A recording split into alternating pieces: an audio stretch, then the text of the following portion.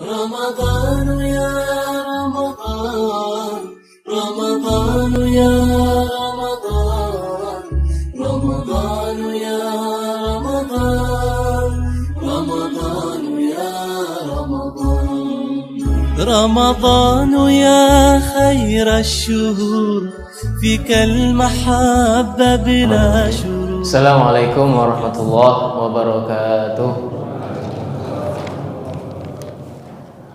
Alhamdulillahi ala ihsanih wa syukru lahu ala taufiqihi wa amtinanih.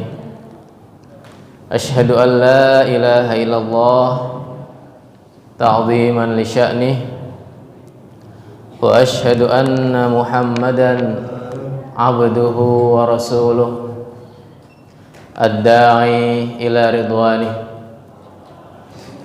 Allahumma salli wa sallim wa barik ala nabiyyina Muhammadin wa ala alihi wa sahbihi ajma'in. Faqad qala jalla rabbuna wa ala a'udzu billahi minasy syaithanir rajim. Syahrul Ramadan alladzi unzila fihi al-Qur'anu hudan lin-nas wa bayyinatin minal huda wal furqan. Faman syahida minkum asy-syahra falyasum wa man kana maridan aw ala safarin fa'iddatun min ayyamin ukhra. Yuridullahu bikumul yusra wa la yuridu bikumul usra walitukmilul iddata walitukabbirullaha ala ma hadakum wa la'allakum tashkurun. Wa idza sa'alaka ibadi anni fa inni qarib ujibu da'watad da'i idza da'an falyastajibu li wal yu'minu bi la'allahum yarshudun. Amma ba'du, ma'asyiras sha'imin was sha'imat, bapak-bapak, ibu-ibu, jamaah kuliah subuh Safari Ramadan 1444 Hijriah PCM Wiradesa, yang semoga selalu dalam lindungan Allah Subhanahu wa Ta'ala. Bersyukur kehadirat Allah Subhanahu wa Ta'ala, di mana Allah Subhanahu wa Ta'ala masih memberikan kesempatan bagi kita untuk memperbaiki diri, untuk menjadi lebih baik dari diri kita yang sebelumnya. Terlebih suatu kesempatan di bulan Ramadan ini, sebuah bulan yang sangat mulia. Di dalamnya Allah Subhanahu wa Ta'ala mengondisikan para hambanya untuk lebih mudah di dalam beribadah kepada Allah Subhanahu wa Ta'ala. Suatu keutamaan yang digambarkan oleh sebuah kisah yang disampaikan oleh sahabat yang mulia, sahabat Nabi yang mulia Thalhah bin Ubaidillah, di mana beliau mengisahkan bahwasanya ada dua orang laki-laki, dua sahabat laki-laki yang sama-sama bersemangat untuk menjalankan ketaatan kepada Allah Subhanahu wa Ta'ala. Kemudian yang satunya itu lebih bersemangat, karena kemudian dia mengikuti jihad di jalan Allah Subhanahu wa Ta'ala sehingga mendapatkan kesyahidan. Di dalam Islam ya, salah satu di mana Allah Subhanahu wa Ta'ala memberikan kemuliaan bagi mereka yang mati syahid ya. Itulah yang kemudian di dalam Al-Fatihah sering kita minta, siratal ladzina an'amta alaihim. Di situ tidak disebutkan siapa an'amta alaihim itu siapa.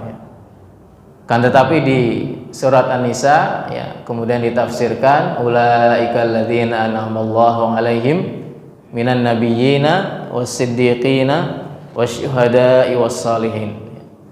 Jadi orang yang selalu kita minta untuk berada di dalam barisan orang-orang tersebut adalah para nabi, para orang-orang yang jujur keimanannya. Kemudian yang ketiga para syuhada, orang yang mati syahid. Dan yang keempat adalah golongan orang-orang salih ya. Jadi kesyahidan itu memiliki keutamaan yang luar biasa di agama kita. Kemudian laki-laki yang kedua itu beliau memiliki umur yang lebih panjang setahun ya, memiliki usia lebih panjang 1 tahun, di mana masih berkesempatan bertemu dengan bulan Ramadan ya. Akhirnya dia ya biasa puasa, kemudian sholat qiyam Ramadan, bersedekah dan seterusnya. Sampai kemudian sahabat Thalha bin Ubaidillah radhiyallahu anhu ini beliau mimpi ya. Ketika tidur mimpi melihat 2 orang tadi ya. Mimpi di surga itu ada keluar penjaganya ya.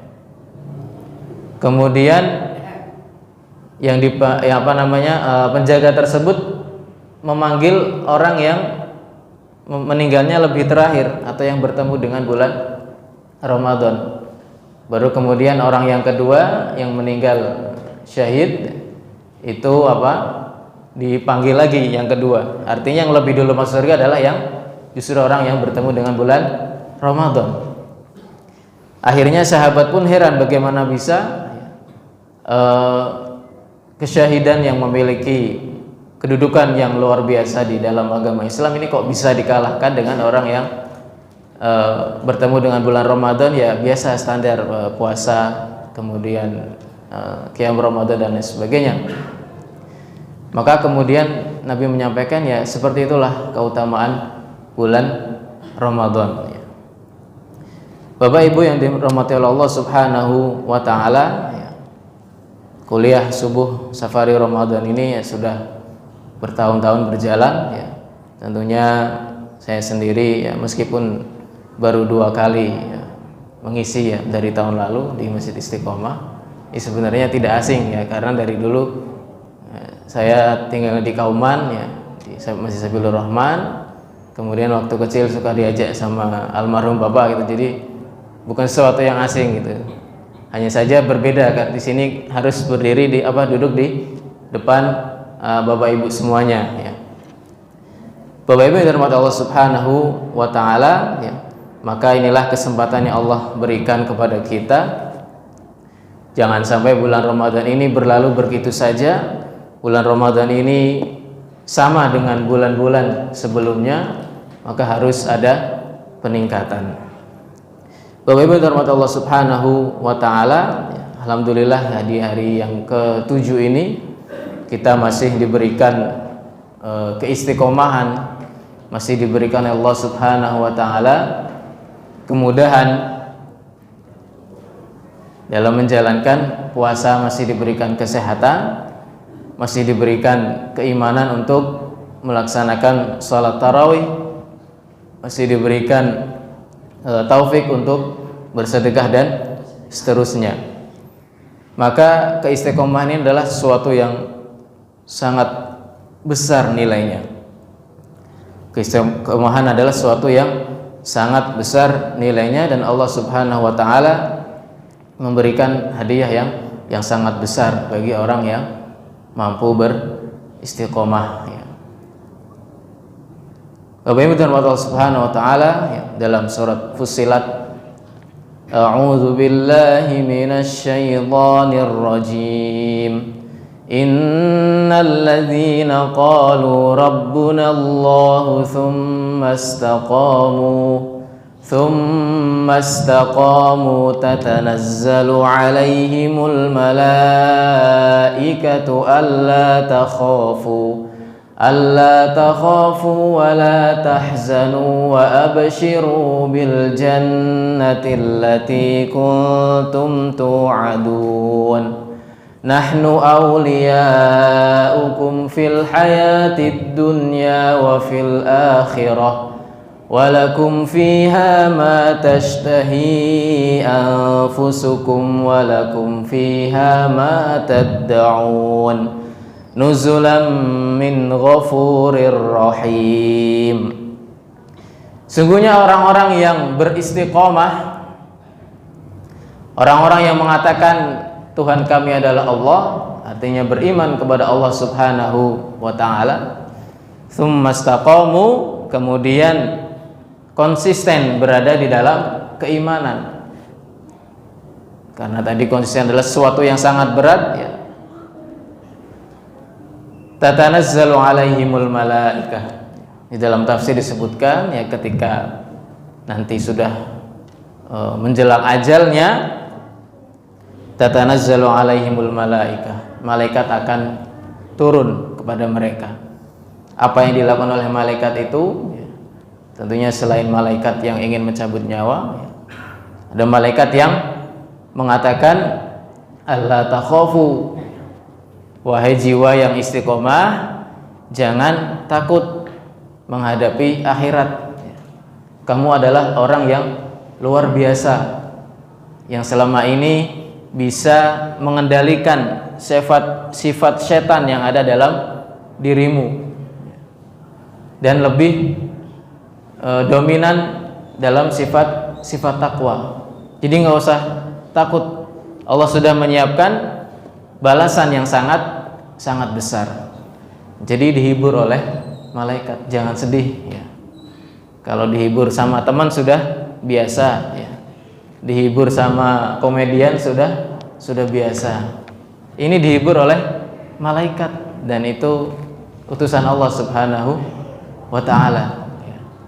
Apalagi tidak menjelang kematian ya, pasti orang akan merasakan takutnya kalau bekalnya kurang. Selama ini sudah disiapkan dengan baik ya, dengan hati-hati, tapi kita tidak tahu ya, apakah memang yang kita lakukan ini diterima Allah Subhanahu wa ta'ala atau tidak. Jadi makanya Allah Subhanahu wa ta'ala melalui malaikatnya menghibur orang-orang yang dapat beristiqomah.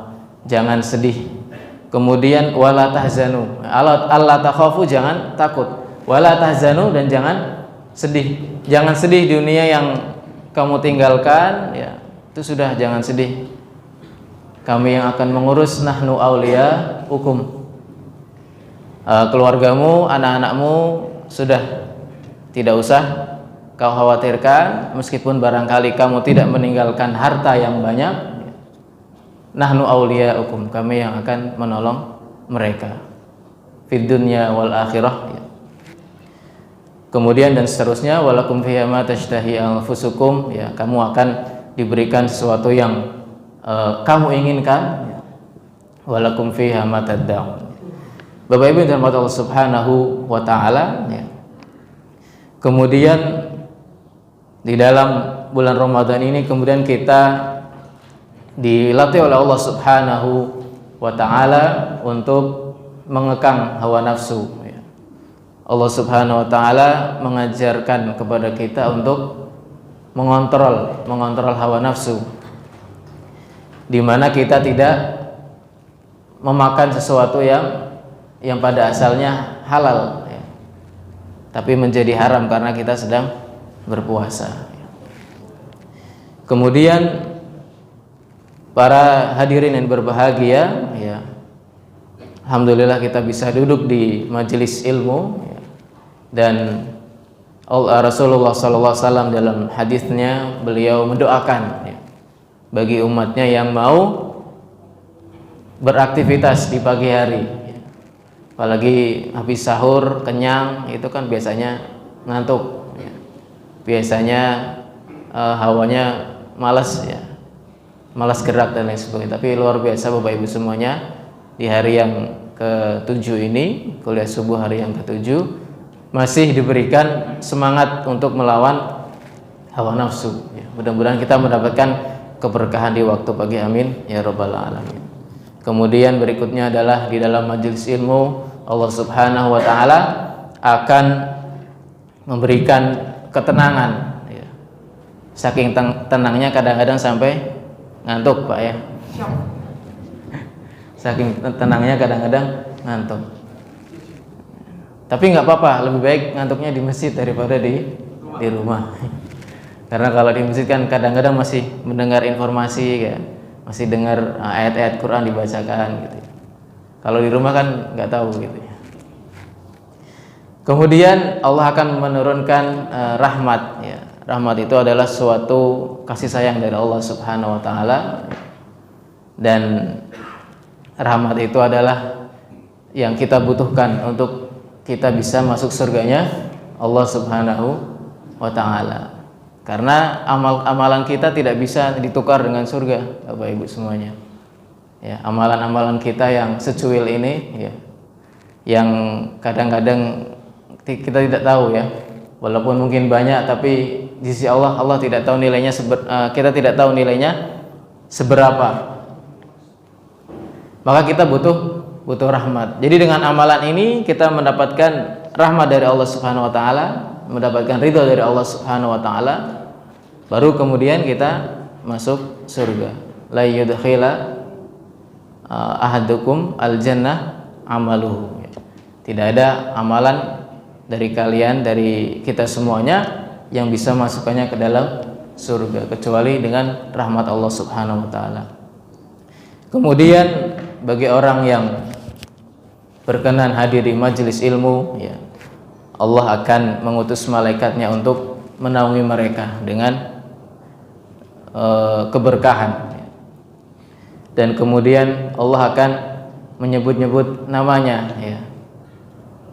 Pak ini hadir di kuliah subuh Safari Ramadan selama 1 bulan penuh ya. Disebut-sebut nama Allah Subhanahu wa taala. Bayangkan kalau nama kita disebut oleh Ibu Bupati Kabupaten Pekalongan ya. Pak Haji Mustajab itu orang Kauman ya. Pasti kita, wah Bupati kok kenal saya gitu ya. Apalagi mungkin Presiden ya Pak Jokowi ya. Itu saya kenal orang Merican ya. Namanya Pak ini gitu ya.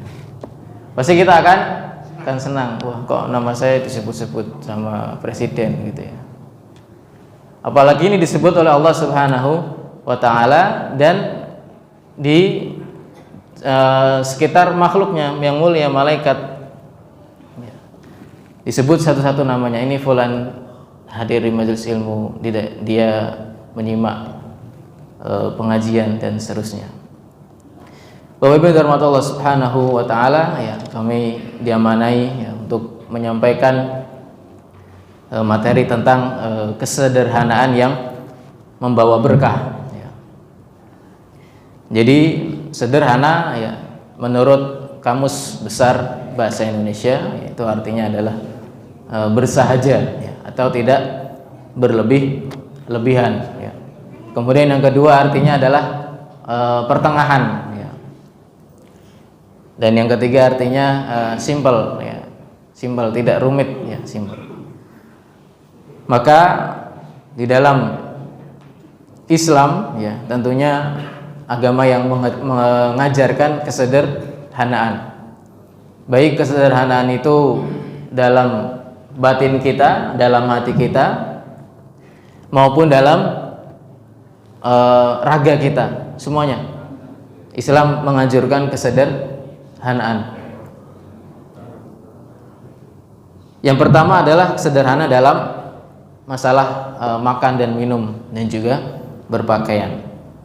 Di dalam surat Al-A'raf Allah Subhanahu wa taala berfirman, A'udzubillahi minasyaitonirrajim. Ya bani Adam khudhu zinatakum 'inda kulli masjidin wa kulu washrabu wa la tusrifu innahu la yuhibbul musrifin. Wahai bani Adam, wahai anak Adam, khudhu zinatakum, gunakanlah pakaian terbaikmu. Pakaian terbaik tidak mesti mahal ya. Pakaian terbaik itu yang yang sederhana ya, bisa juga. Yang terbaik tidak mesti bermerek ya, tidak harus sekian ratus juta. Pakaian terbaik yang kita punya mana?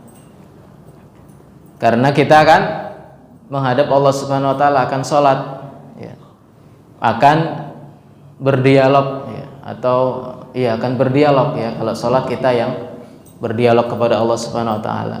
Kalau baca Quran Allah yang berbicara kepada kita. Jadi menggunakan baju yang paling bagus ya, inda kulli masjidin ya, ketika masuk masjid ya, atau akan sholat ya. Jadi bagus ini bisa jadi wangi ya, tidak ada yang bolong ya, menutup aurat tentunya. Kemudian wangi ya, kalau bisa ya rapi disetrika. Seperti kalau ketemu pejabat-pejabat itu loh, kita rapi ya, pakai jas gitu ya, pakai peci, kalau perlu rambutnya dikasih minyak wangi Pak ya. Kemudian wakulu washrobu, dan makan dan minumlah, wala tusrifu, tapi jangan berlebih-lebihan.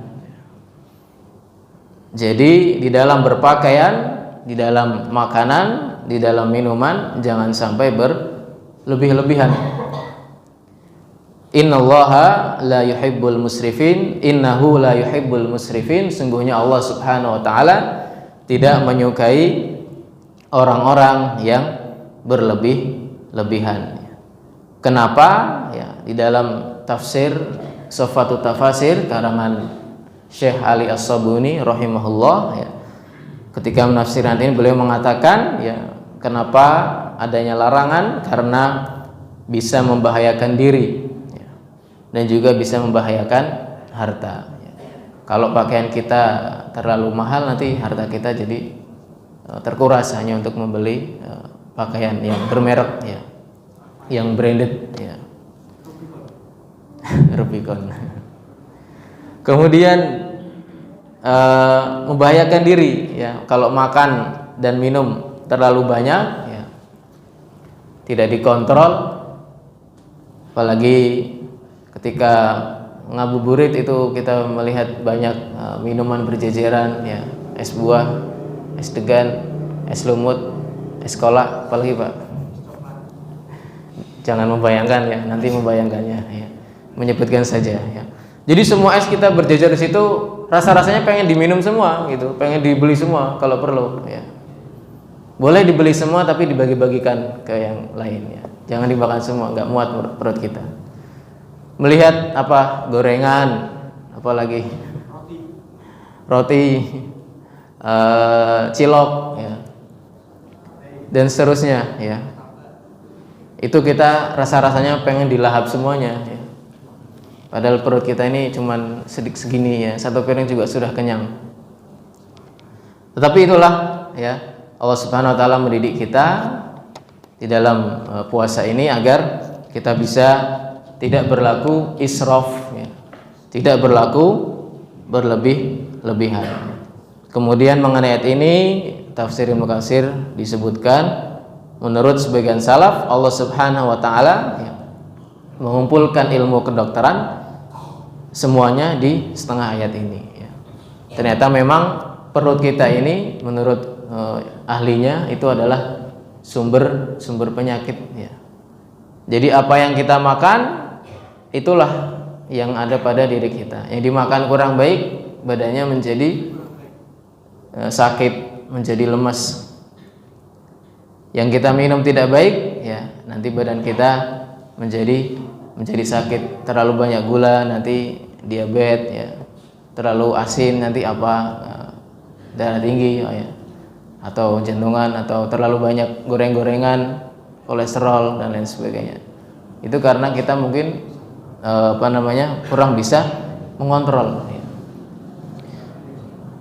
Kemudian di antara bentuk israf ya menurut At-Tabari itu adalah menghalalkan yang haram dan mengharamkan yang halal.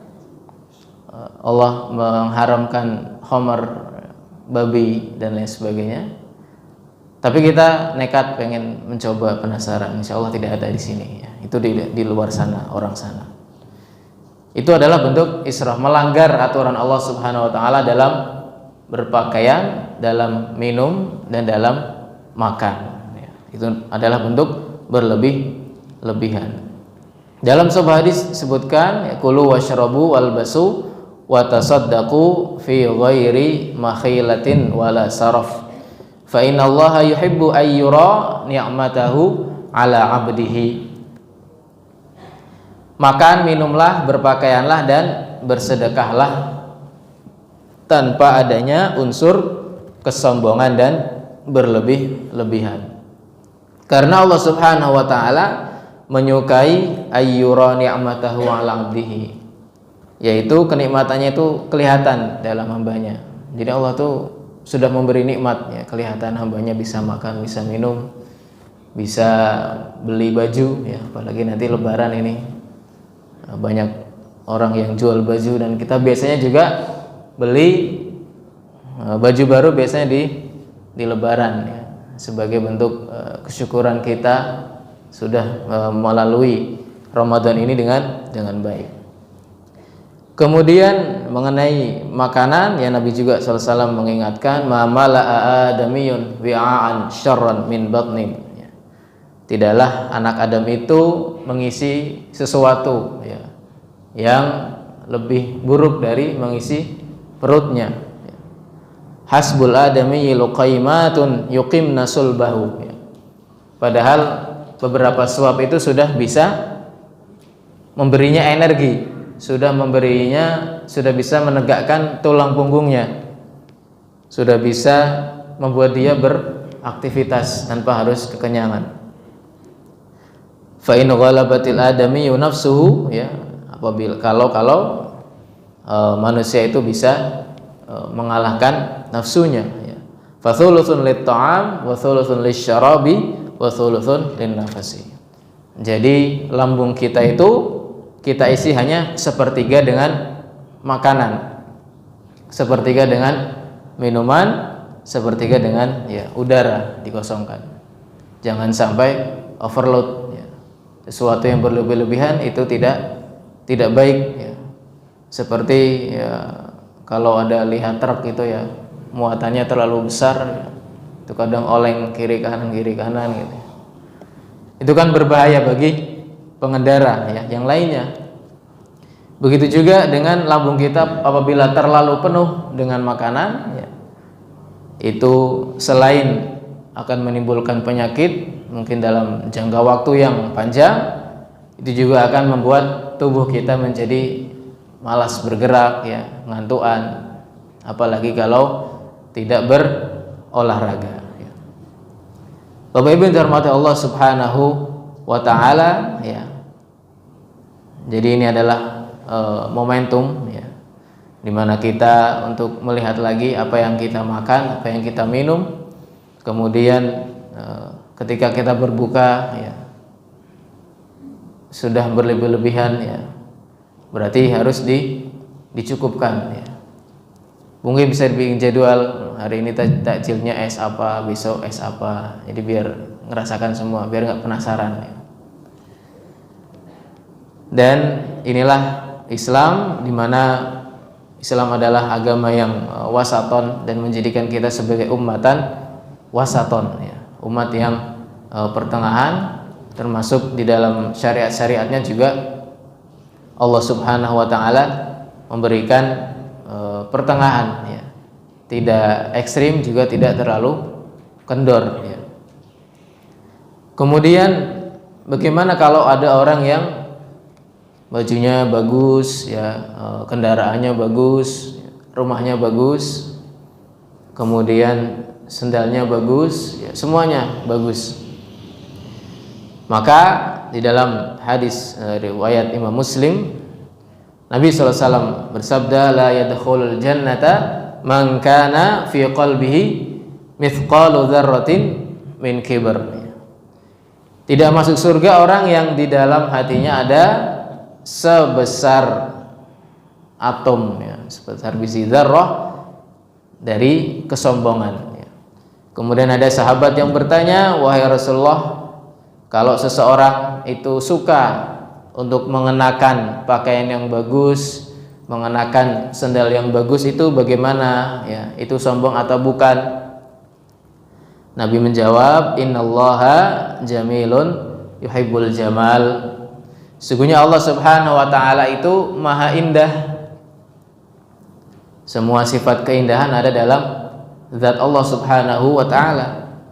Yuhibbul jamal, dan Allah menyukai hal-hal yang indah, yang bagus, termasuk melihat hambanya yang berpakaian bagus, itu Allah Subhanahu wa taala senang, ya. Adapun kesombongan, al-kibru batarul haqqi. Kesombongan itu adalah menolak kebenaran yang disampaikan kepadanya, ya. Dikasih tahu yang benar tapi tidak mau menerima, ya. Wa ghamtun nas, dan juga mencela, merendahkan orang lain.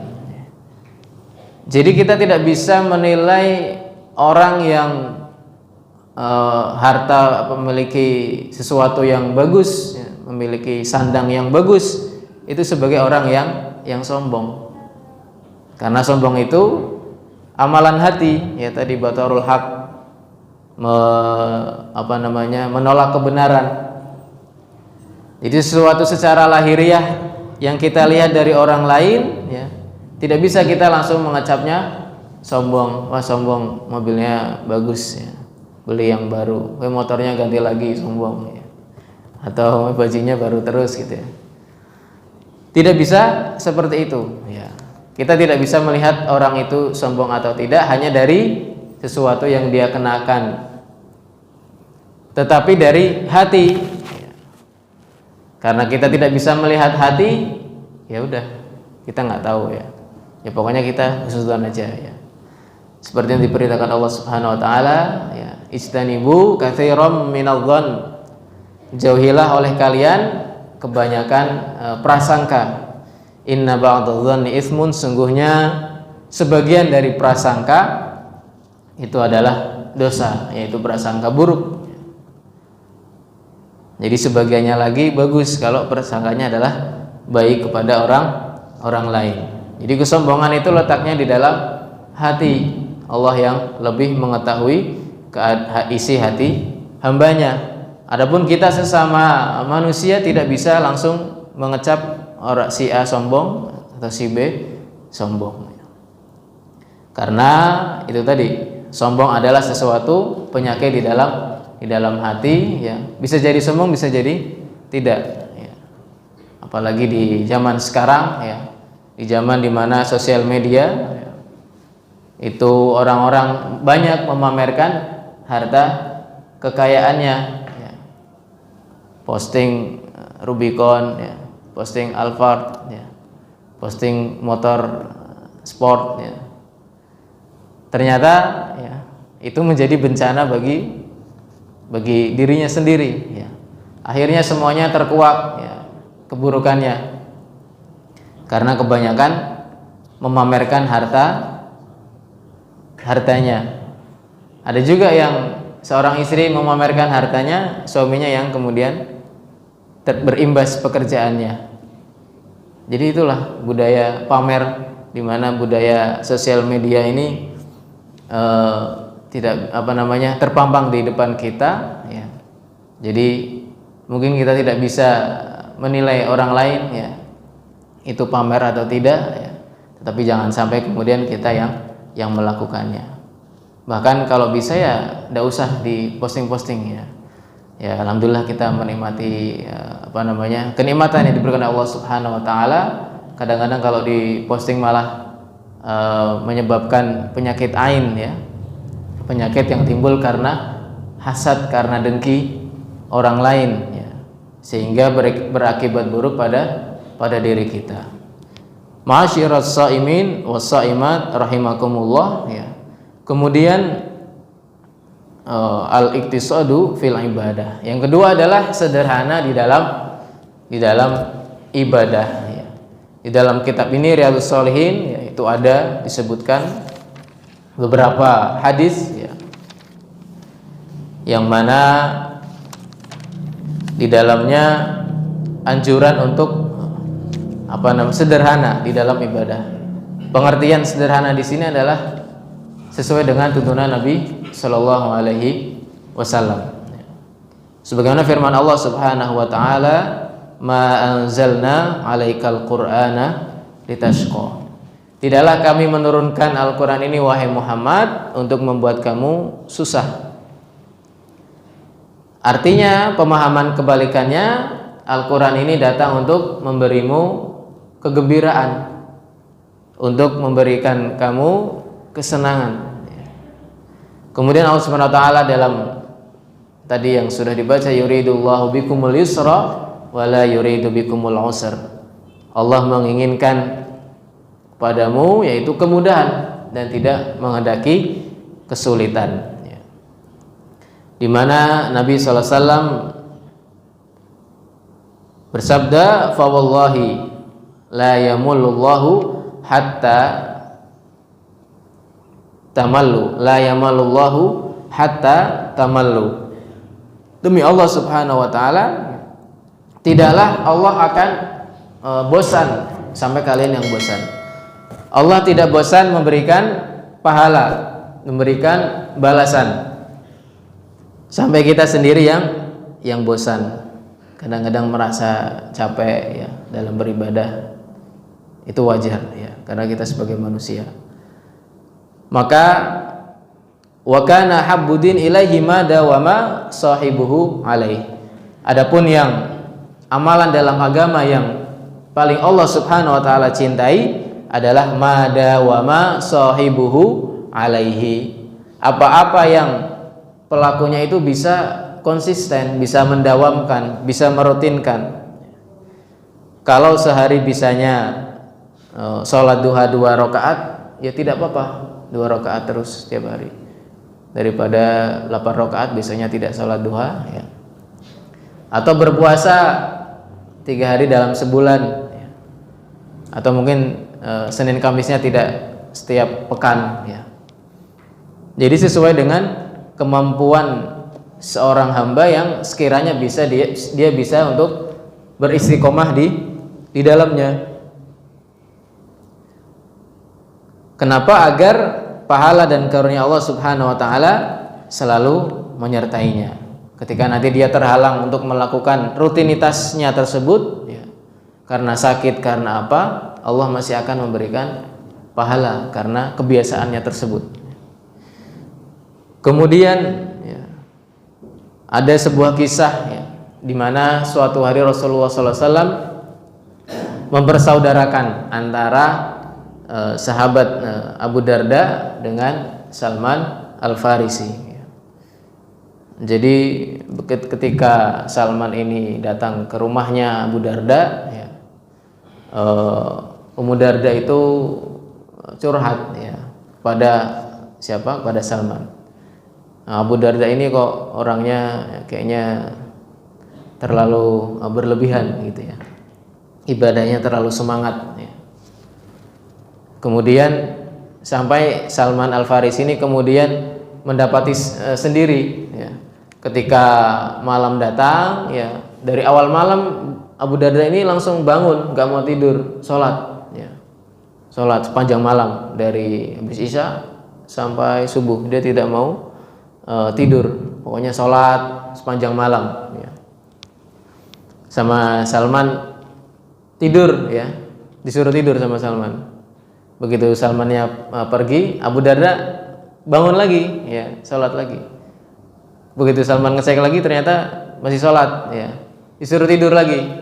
Sampai akhirnya beneran tidur. Baru kemudian di sepertiga malam terakhir Abu Darda bangun lagi. Akhirnya mereka sholat, kemudian sholat lain bersama ya. Kemudian masih di riwayat hadis yang sama, Abu Darda itu puasa terus ya, mungkin puasa Daud mungkin ya. Ya, sampai kemudian Salman datang mengunjungi, Abu Darda menyiapkan makanan ya, untuk Salman. Ayo kita makan bareng, kata Salman Al-Farisi. Kita bersama makan bersama. Saya puasa gitu, kata Abu Darda. Tapi Salman memaksa, ayo makan bareng gitu. Akhirnya demi menghormati tamu dia membatalkan puasa. Ini puasa sunnah ya, bukan puasa wajib ya. Jadi seperti itu semangatnya Abu Darda ini, sampai-sampai tidak tidur ya, dalam beribadah luar biasa ya. Tapi kemudian diingatkan oleh Salman Al-Farisi ya, inna li rabbika 'alaika haqqun. Sungguhnya Tuhanmu itu punya hak kepadamu ya, salat, ya sedekah, ya baca Quran. Wa inna li nafsika 'alaika haqqan. Dan tubuhmu juga punya hak ya, istirahat, tidur, kemudian makan dan minum, tidak puasa setiap hari terus ya. Wa inna li ahlika 'alaika ahlun. Begitu pula keluargamu punya hak untuk disapa, untuk diajak bicara ya, untuk disentuh ya, untuk diberikan nasihat-nasihat ya. Fa'ati kulladzi haqqin haqqahu. Maka berilah hak kepada setiap yang berhak. Artinya dalam diri kita itu tidak hanya hak untuk Allah Subhanahu wa taala saja ya, tapi ada hak untuk diri kita, untuk istirahat ya. Bahkan mungkin bisa sesekali piknik ya. Biasanya RT piknik atau rombongan masjid sabilillah piknik, tidak apa-apa ya, selama pikniknya memang dalam hal yang tidak terlarang ya.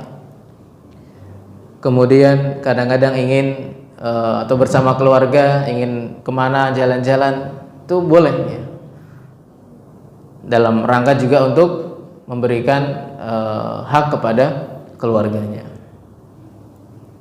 Kemudian ya, ada juga sahabat Abdullah bin Amru bin Al-As radhiyallahu anhuma, yang mana beliau ingin puasa terus, pokoknya setiap hari puasa ya, setiap malam sholat atau setiap malam baca Quran, tidak tidur selama hidupnya ya.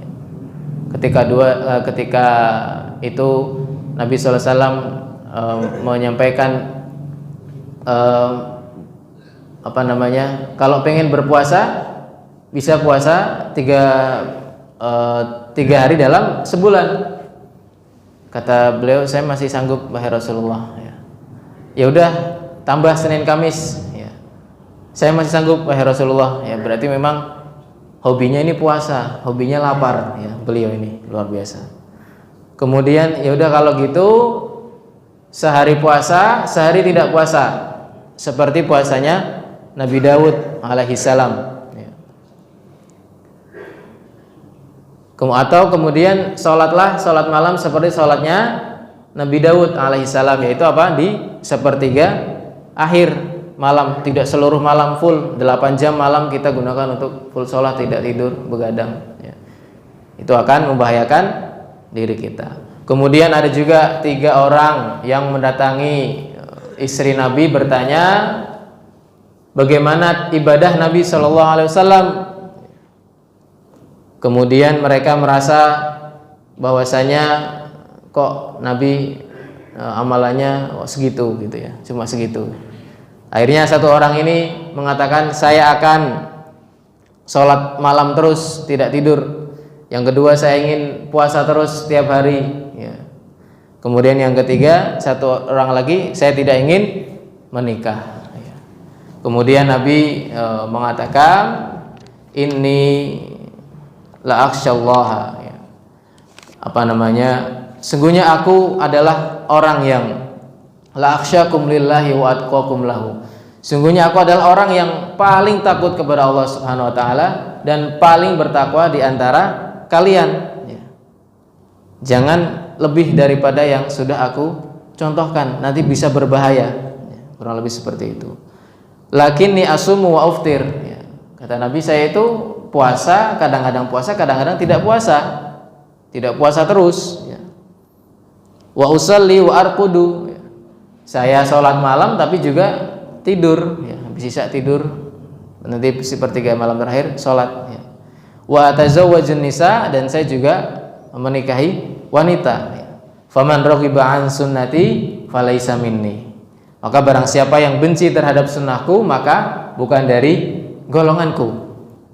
Inilah sunnah-sunnah yang sudah dicontohkan oleh Nabi SAW agar dunia kita ini seimbang, agar diri kita ini seimbang antara hubungan kita dengan Allah Subhanahu wa taala dan hubungan kita dengan manusia seimbang. Jiwa dan raga kita seimbang, jiwa sehat, raganya sehat. Itulah Islam mengajarkan mengenai keseimbangan, dan dengan keseimbangan itulah Allah Subhanahu wa taala mengatur alam semesta ini. Ma'asyiras shaimin was shaimat rahimakumullah. Kemudian amalan-amalan hati ya mengenai sederhana, yaitu yang pertama adalah qanaah ya. Di mana qanaah itu adalah nerimo ya. Menerima dengan ikhlas apa yang sudah Allah berikan. Qanaah ini amalan hati ya, tapi tetap dia semangat untuk bekerja, tapi bedanya berapapun hasil yang didapat dia menerima. Mungkin sudah berdagang keliling sana kemari ya, dapatnya cuma sekian ya. Dia menerima dengan ridho apa yang Allah berikan. Di dalam sebuah hadis disebutkan qad aflaha man aslama. Sungguh beruntung orang yang telah berislam. Wa ruziqa kafafan, dan dicukupkan rezekinya. Wa qanna'ahu Allahu bima atahu, dan Allah memberikannya rasa qanaah terhadap apa yang Allah Subhanahu wa taala berikan. Jadi sehingga dengan qanaah ini seseorang akan menjaga kehormatannya ya. Sebagaimana yang kita minta, Allahumma inni as'alukal huda wat tuqa wal afafa wal ghina. Ya Allah, aku memohon kepadamu petunjuk, kemudian ketakwaan, wal afaf, kehormatan ya, dan juga kekayaan atau kecukupan. Dan itulah sebenarnya yang menjadi kekayaan yang sungguhnya. Laisal ghina an kasratil aradi in walakinnal ghina nafsi. Kekayaan di sisi Allah Subhanahu wa taala adalah bukan yang banyak hartanya, meskipun menurut manusia yang paling kaya yang banyak hartanya, tapi menurut Allah bukan yang paling banyak hartanya. Tetapi kekayaan yang sebenarnya adalah kekayaan di dalam jiwa, yaitu qanaah, merasa cukup terhadap apa yang Allah Subhanahu wa taala berikan, sehingga kemudian dia tidak meminta-minta ya, menjaga diri dari meminta-minta ya, kecuali darurat meminta pertolongan ya, itu berbeda. Kalau meminta-minta ya, meminta uang, meminta sama manusia ya, itu sama saja tidak menjaga kehormatan. Dan itulah yang dilarang oleh Nabi sallallahu alaihi wasallam, di mana lebih baik seseorang itu mencari kayu bakar ya, kemudian di gunung ya, kemudian atau di hutan, kemudian menggendongnya sendiri, kemudian dia menjualnya, itu lebih baik daripada dia meminta-minta, baik dikasih maupun tidak dikasih ya. Itu adalah kehormatan bagi seorang manusia, tidak menggantungkan kepada orang lain.